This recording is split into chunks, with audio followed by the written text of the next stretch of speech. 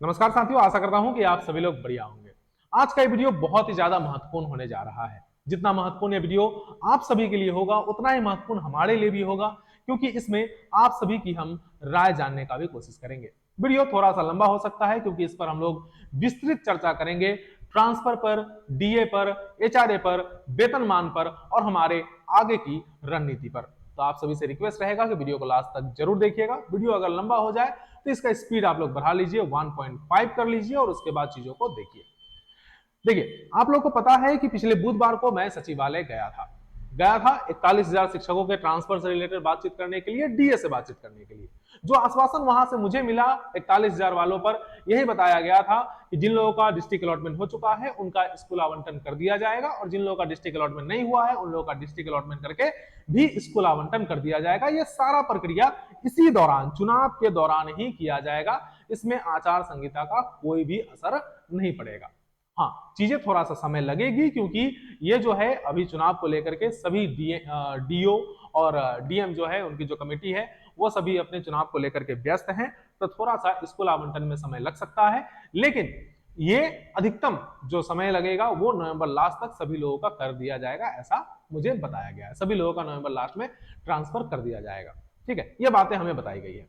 अब सवाल वही है जो आपके मन में चल रहा होगा कि इससे पहले भी विशिष्ट शिक्षकों का भी डिस्ट्रिक्ट अलॉटमेंट हो गया था, फिर भी उन लोगों को उसको कैंसिल करके चीजें जो है खत्म कर दिया गया, दोबारा से आवेदन लिया गया। इससे पहले भी हम लोगों से आवेदन लिया गया, इस प्रकार से कितने बार आवेदन लिए गए और उसके बाद उसे कैंसिल कर दिया गया। नया पॉलिसी को भी लेकर के बातें हो रही है, ट्रांसफर को लेकर के। तो आखिर हम लोग विश्वास करें कि ना करें, और करें तो क्यों करें, और अगर ना विश्वास ना करें तो हम लोग क्या कर सकते हैं। बहुत सारे सवाल आपके मन में चल रहे होंगे, तो उसी को लेकर के आप सभी को बता दूं कि कल एक हम लोग, मतलब छोटा सा एक ट्विटर कैंपेन हम लोग रखे हुए हैं, जिसमें हम चाहते हैं, देखिए ट्विटर कैंपेन से ट्विटर से ट्रांसफर होता नहीं है, लेकिन होता क्या है कि जब आप ट्विटर कैंपेन करते हो, उसमें जब आप टैग लगाते हो, तो जिसे भी आप टैग करते हो उसके मोबाइल पर उतना मैसेज जाकर गिरता है, जितना टैग प्रयोग होगा, जितना बार वो हैशटैग चलेगा, ठीक है, उतना बार उनके मोबाइल पे नोटिफिकेशन आता है।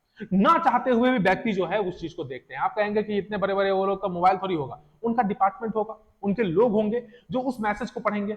और लगातार जब वहां पे मैसेज आना शुरू होता है तो एक बार लोग जो है खोल के जरूर देखता है कि भाई आखिर किस चीज का चल रहा है। तो बिहार के शिक्षक, 41,000 शिक्षक जो है रुके नहीं है, वे लोग अभी भी ट्रांसफर को लेकर के इंतजार में है। ये जो है उनके दिमाग में एक बार रिमाइंडर सेट करने के लिए ट्विटर कैंपेन किया जाता है कि हम लोग सोए नहीं है, हम लोग जगे हैं और एक एक चीज को बारीकी से देख रहे हैं। ट्विटर कैंपेन का नाम लिए हैं तो बहुत सारे लोग जो है वो नाराज भी हो जाएंगे कि सर शुरू से लेकर के अब तक तो ट्विटर कैंपेन ही कर रहे हैं, क्या होने को आया। देखिए, अगर कुछ नहीं होने को आया, नहीं हुआ है, तो 1,30,000 लोगों का ट्रांसफर कैसे हुआ है। अगर आपकी आवाज उठाने से, हमारे आवाज उठाने से कुछ नहीं हुआ है, तो फिर 1,30,000 लोगों का ट्रांसफर कैसे हुआ। आप लोग को याद होगा कि जब जब हम लोग ट्विटर कैंपेन करते थे, जब जब हम लोग जदयू ऑफिस जाते थे, इस बार भी जो ये 41,000 वाले जो आया है, उससे मात्र 2 दिन पहले हम लोग जदयू ऑफिस गए थे। आप लोग को पता भी होगा जो लगातार एक्टिव होंगे उन लोगों को। तो जब जब हम लोगों ने कुछ काम किया तब तब लिस्ट जारी हुआ था, याद है ना। तो वही बात है कि ट्विटर कैंपेन और जो भी हम लोग अपने तरफ से जदयू ऑफिस जाना, सचिवालय जाना जो करते हैं, वो व्यर्थ नहीं जाता है। हाँ, आपका ट्रांसफर नहीं हुआ है, लेकिन बाकी लोगों का तो हुआ है। तो इसी वजह से उसको, उस चीज को, उस हथियार को आप बेकार नहीं समझ सकते हैं। जब जब जरूरी पड़ेगा तब तब उसका प्रयोग करना है। लेकिन हम लोग ट्विटर कैंपेन पे ही नहीं रुकेंगे, आगे भी इस पर चर्चा करेंगे कि मान लिया कि नवंबर में हम लोग का ट्रांसफर नहीं कराया गया और हम लोग को नया पॉलिसी, ट्रांसफर पॉलिसी हम लोगों पर थोप दिया गया, तो हम लोग क्या कर सकते हैं। आते हैं वीडियो के लास्ट में भी उस पर चर्चा करेंगे। अब आ जाते हैं जो सेम जिला वाले के बारे में बताई गई थी, उनसे भी बात हुआ कि सेम जिला वाले को लेकर के क्या बातें रखी गई है। तो उनका भी यही कहना है कि भाई पहले इन 41,000 लोगों का ट्रांसफर कर दिया जाएगा, उसके बाद ही कोई भी सेम जिला पर चर्चा होगी, या फिर जो नए आवेदन होंगे उस पर हम लोग बाद में चर्चा करेंगे। लेकिन अभी तत्काल में 41,000 लोगों का ट्रांसफर कर दिया जाएगा। सेम जिला जो भी है उन लोगों का इलेक्शन के बाद में करा जाएगा, ऐसा उनके द्वारा कहा गया है। और आप लोग भी, हाँ, सेम जिला वाले लोग बहुत बार नाराज भी हो जाते हैं कि सर आप लोग हमारा आवाज नहीं उठाते हैं। तो बस सिंपल सी बात इतना समझ लीजिए कि आप अंतर जिला वाले के साथ खुद को कंपेयर करके देखिए कि वो बस जिला में आना चाहते हैं, वो भी 3 जिला, आसपास के जिला, और वो 17,000 वालों को तो उन 3 जिलों में भी मौका नहीं मिला। तो सिंपल सी बात है कि कोई जिला में आने के लिए परेशान है और आप जिला में रह करके अपने ब्लॉक के आसपास जाने के लिए परेशान है, तो चीजें थोड़ा सा वहां पे लगती है। जिसको ज्यादा जरूरी है पहले, उसके लिए हम लोग पहले काम कर रहे हैं। जब फिर ये कंप्लीट हो जाएगा उसके बाद हम लोग जो है सेम जिला को लेकर के भी चीजें आगे हम लोग बढ़ाएंगे। ठीक है, तो बस इतना इतना दिन भरोसा रखें, कुछ दिन और सही। अब आ जाते हैं डीए पर जो चर्चा करनी है। डीए आज आप देख लीजिए कि एब्सेंटिस, कल परसों एब्सेंटिस गया था, उसमें नियोजित जो हमारे स्कूल के शिक्षक थे उनका 58% पर गया डीए बन करके, और जितने विशिष्ट शिक्षक थे और बीपीएससी शिक्षक थे उनका 50% पर ही गया है। ठीक है, साथ ही साथ बहुत सारे ऐसे साथी थे जो ग्रेवांस भी डाले थे, जिसमें उनको उधर से रिप्लाई आया है कि बीपीएससी से बहाल जितने भी शिक्षक हैं उन लोगों को 50% ही डीए दिया जाएगा और 4% ही एचआरए दिया जाएगा, जो कि सरासर गलत है। ऐसा नहीं हो सकता है। बिहार के जितने भी राज्यकर्मी, जितने भी कर्मी है, राज्यकर्मी छोड़ दीजिए, जितने भी कर्मी हैं, जो भी सरकारी कर्मी हैं, उन लोगों को 58% डीए मिलेगा और बीपीएससी से बहाल और विशिष्ट शिक्षकों को जो है 50% डीए मिलेगा। ये कहीं से भी जायज नहीं है और ये हमारा हक है और हम इसको लेके रहेंगे। सवाल है कि हम इसको ले तो लेंगे। उस दिन भी गए थे, आवेदन दिए थे, मिल जाएगा, आश्वासन मिला है, ले तो लेंगे। लेकिन यहां पे सवाल ये उठती है कि ये जो 1 साल से हम लोगों को ना इंक्रीमेंट मिला है और इतने समय से जो हमारा डीए बढ़ करके जो मिलना चाहिए था वो जो नहीं बढ़ा है, जो एरियर के रूप में आएगा, कभी आज से 1 महीना, 2 महीना, 4 महीना, 5 महीना बाद एरियर के रूप में आएगा। अगर वो पैसा हमें समय पर मिल चुका होता तो ये सारे पैसे हमारे एनपीएस में भी तो जमा होता, ये सारे पैसे हमारे बैंक अकाउंट में भी जमा होता, तो वहां से जो है हम लोगों को कुछ इंटरेस्ट भी मिलता। वो इंटरेस्ट कहां गया, वो पैसा का इंटरेस्ट कहां गया, ये भी तो सवाल बनती है। सवाल ये भी बनता है कि जो शिक्षकों का एलपीसी आउट हो गया, जो पुराने जिला में वो थे, वहां से एलपीसी आउट होकर के नए जिला में चले गए, फिर वहां पे उनका वो एरियर कैसे मिलेगा, क्योंकि वो जो उनका सेवा है वो तो उस जिले का था। वो एरियर इन्हें नए जिले में किस प्रकार से मिलेगा, इसको लेकर के भी कोई क्लैरिफिकेशन नहीं है। एचआरए को लेकर के आपको हम बता दें, एचआरए भी जहां पे सेम स्कूल में पढ़ाने वाले किसी को 7% मिल रहा है, किसी को 4% मिल रहा है, ठीक है, इस प्रकार से घटना हो रही है, और विशिष्ट वाले को जो है अभी 5% कर देने की बात कही गई है। तो अलग अलग एचआरए, इस पर भी क्या कीजिएगा आप। हम लोग कुछ भी नहीं कर पा रहे हैं तत्काल में, इसके पीछे सिर्फ एक ही कारण है, और वो कारण है कि हम शिक्षकों में यूनिटी नहीं है। हम शिक्षकों में एक दूसरे को कोऑपरेट करने का जो इंटेंशन है वो नहीं है। अगर हम लोग किसी को आगे बढ़ता हुआ देख रहे हैं, अगर वो 2-4 लोग उसका नाम लेते हैं तो फिर उसके बारे में आप लोग नेगेटिव कमेंट करना शुरू करते हैं। बहुत सारे ऐसे लोग हैं जो जलना शुरू करते हैं, जो उसे रोकने का कोशिश करना शुरू करते हैं। आज बीपीएससी टीचर्स का कोई संघ नहीं है।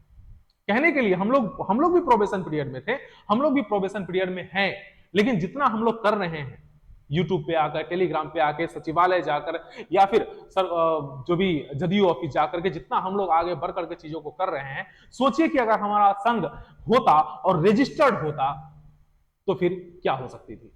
ये सारे मुद्दे कैसे उठेंगे। आज आप खुद बैक में जाकर के देखिए कि जो मतलब हमारे ऐसा है कि हम नियोजित शिक्षकों को बहुत ही ज्यादा सम्मान करते हैं, क्योंकि हमारे घर के हमारे मामा मामी सभी नियोजित शिक्षक हैं, तो उन सभी का हम बहुत ज्यादा सम्मान करते हैं, किसी प्रकार का सम्मान नहीं है। हम भी जिससे पढ़े, कुछ साल ही पढ़े थे, वो भी नियोजित शिक्षक ही थे, तो उन लोगों के लिए हमारा बहुत ही सम्मान है, इसमें किसी प्रकार का वो नहीं है। लेकिन आप ये बताइए कि जहां 1500 पर बहाली हुई थी, जहां 1500 पर बहाली हुई थी शिक्षा मित्र वाले का, उनका आज आपसे बहुत ज्यादा पेमेंट है, कैसे हुआ। सारे सुविधा उनको मिल रहा है, कैसे हुआ, क्योंकि उनमें यूनिटी थी, उनका संघ था उतना पावरफुल, उनका ऐसा संघ था कि उन्होंने अपना एमएलसी को लेकर के जो है वो विधान परिषद में बैठा दिया। इतना पावर था उनके पास, इतना यूनिटी था उनके पास। हमारे पास वो चीज नहीं है।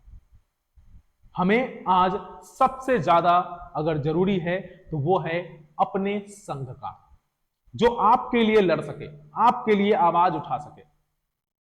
शायद हो सकता है कि आप लोगों को मन में अलग अलग प्रकार का सवाल हो प्रोबेशन पीरियड को लेकर के कि सर हाँ ऐसा तो है, लेकिन प्रोबेशन पीरियड है, तो आपको बता दें कि संघ बनाने के लिए साथ आने के लिए किसी भी पीरियड में होने की आवश्यकता, मतलब अगर आप हैं तो कोई दिक्कत वाली बात नहीं है। एक संवैधानिक अधिकार है किसी भी कर्मी का, चाहे वो सरकारी हो चाहे वो प्राइवेट हो।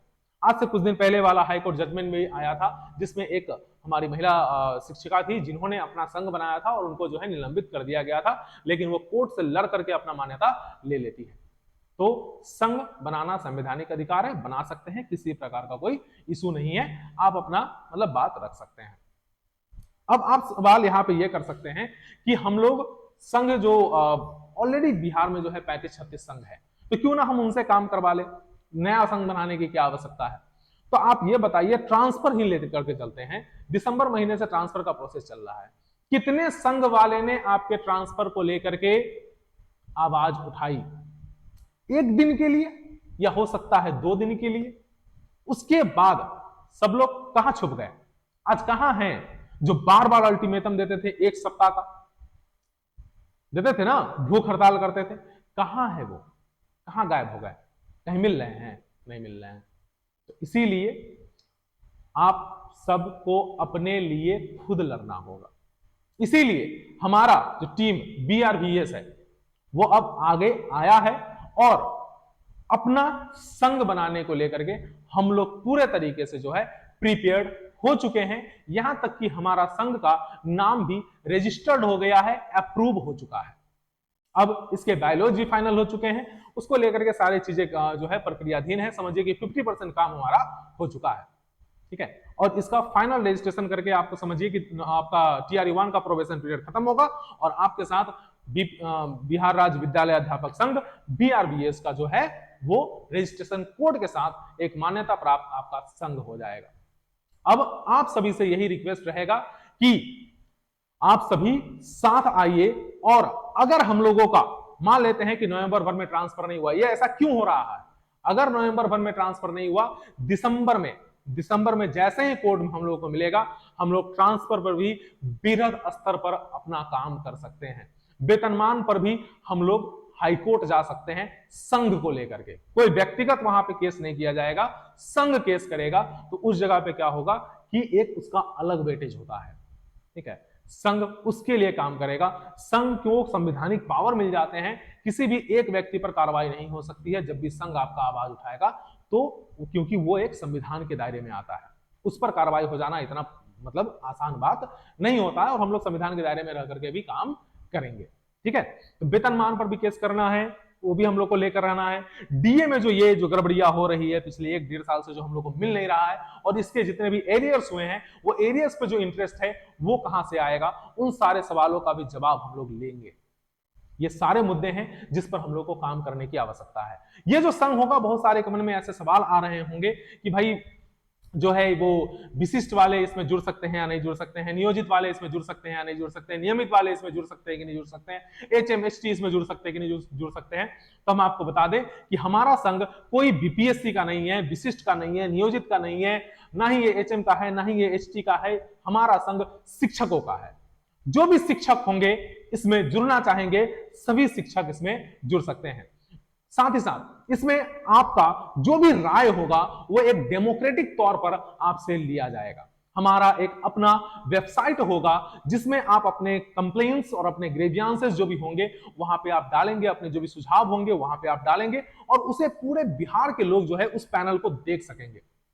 साथ ही साथ सारी चीजों की ट्रांसपेरेंसी जो है वो बढ़ती जाएगी। आपके मन में सवाल चल रहा होगा कि भाई कैसे करोगे, ये सब सारी चीजें हैं।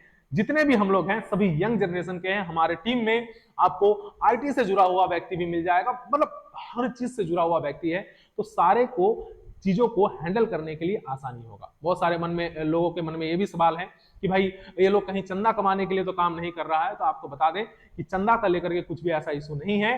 प्रॉब्लम बात यही है कि हम लोग अभी नए अभी आए हैं, हमारा जॉब बहुत लंबा है। ये छोटे मोटे चीजों में फंस करके हम लोग अपनी नौकरी को दांव पे नहीं लगाएंगे, तो कुछ भी गलत काम नहीं होगा। जो भी होगा अच्छा ही होगा और पूरे ट्रांसपेरेंसी के साथ होगा और पूरे डेमोक्रेटिक तरीके से होगा। ये सभी लोगों के लिए किया जाएगा और ये बिहार का सबसे बड़ा संघ आगे चल करके बनने वाला है, और इसके लिए आप सबको जो है योगदान देना पड़ेगा। जो भी आप सभी की राय होगी, जो भी आप सभी की सलाह होगी, वो सारे सलाह, सारे राय, सारे सुझाव वो यहाँ पे वेलकम किए जाएंगे। और जिन लोगों का भी जितना भी अनुभव है, अगर आप सभी के पास पुराने संघों में काम करने का अनुभव है और बेहतर नेतृत्व करने की क्षमता है, तो आप हमसे जरूर जुड़िएगा।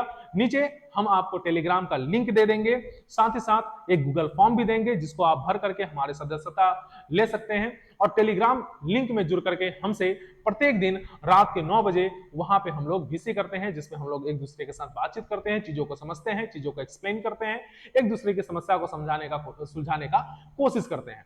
उसके भी आप पार्ट बन सकते हैं। तो टेलीग्राम का लिंक भी हम नीचे डिस्क्रिप्शन बॉक्स में दे देंगे, अपना ट्विटर आईडी भी दे देंगे जहां पे आप हमें फॉलो कर सकते हैं, साथ में आ सकते हैं। साथ ही साथ आपको जो है गूगल फॉर्म दे देंगे जिसके माध्यम से हम हमारे सदस्यता को भी ले सकते हैं। ये सारी चीजें जो है आपको नीचे पिन कमेंट में मिल जाएगा, तो वहां से भी आप हमसे जुड़ सकते हैं। बाकी ट्रांसफर को लेकर के कल एक ट्विटर कैंपेन है, उसको लेकर के पोस्टर जारी कर दिया जाएगा। आप सभी से रिक्वेस्ट रहेगा कि अपने हिस्से का 15 से 20 ट्वीट जरूर कीजिएगा।